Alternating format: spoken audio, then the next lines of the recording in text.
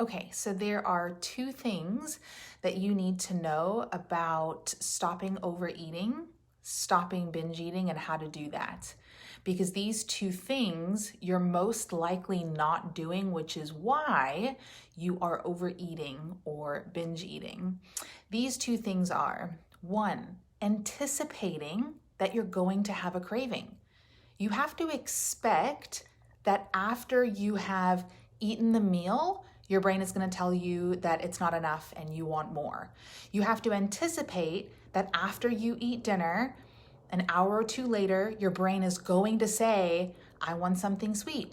Chocolate sounds good. You have to anticipate your craving. That is step one. It's a really important step that we're not doing.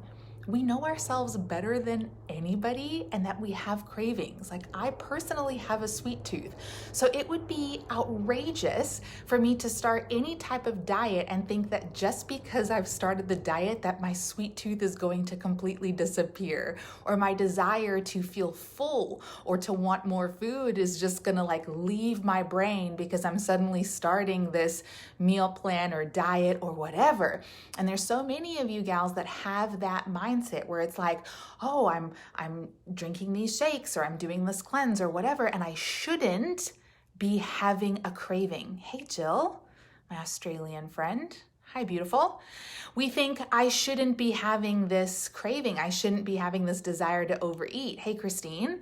And so that is the part that we need to perceive differently, that of course you should want to eat more food. Like, your body is constantly going to want to signal you to have a little bit more, put more fuel in the tank. Maybe you are hungry.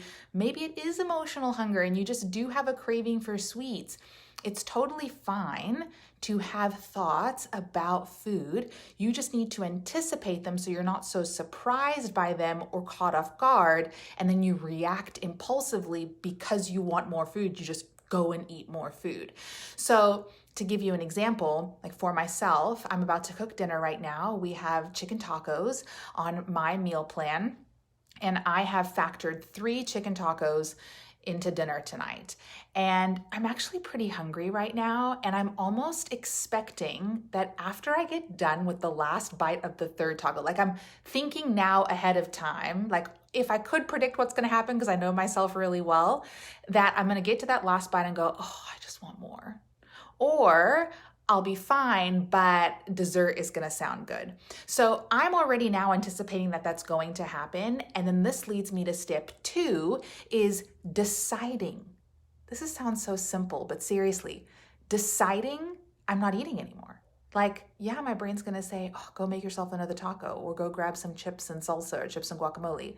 Or my brain's going to say, oh, you deserve it. Like, just have a little bit of ice cream or have a couple of cookies. I'm anticipating it and I'm already deciding, hey, Cindy, this is so good. I'm so glad that you're here. I'm already deciding that I'm not going to answer those cravings. I can have that voice, I can have that narrative that's nudging me to go and eat more, but I'm just choosing not to pay attention to it at all. I'm just deciding, like, no, I'm eating those 3 tacos and I am done. It is enough. And here's the thing. I'm then going to shift my narrative, because I could spend my energy, I could spend and give my thinking, my time, my attention to how it's not enough and I am still hungry and I do have cravings and I have a sweet tooth.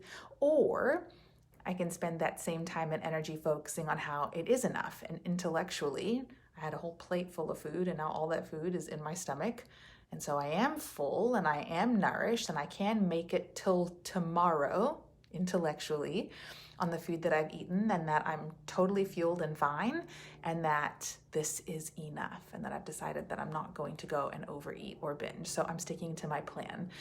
And so try those 2 things. Anticipate that you're going to have cravings and stop judging yourself for it. It's totally fine. Expect that you're going to want to eat sometimes off of your plan or more foods. Expect that there's nothing wrong with you for doing that. And then just deciding that that's never going to be an option.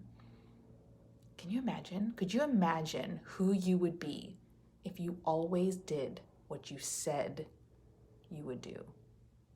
Like if you just said, I'm always sticking to my meal plan, like no matter what, and you actually just followed through with it, you didn't entertain any mind drama that tries to like detour you to go off of the meal plan, who would you be?